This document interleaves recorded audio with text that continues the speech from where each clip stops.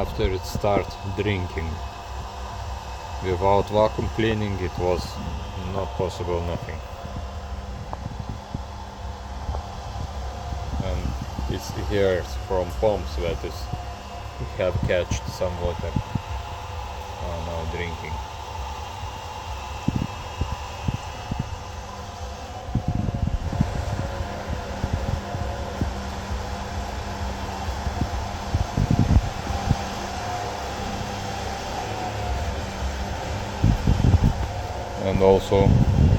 And it's on purge, coolant purge.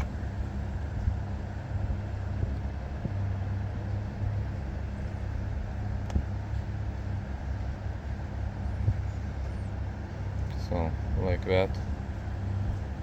If for example a rear engine is changed, front engine changed, and after you put everything back and it's not drinking coolant, you must use either vacuum special pump to fill up, or everybody have vacuum cleaner. Thanks for watching, see you next time. Like, share and subscribe.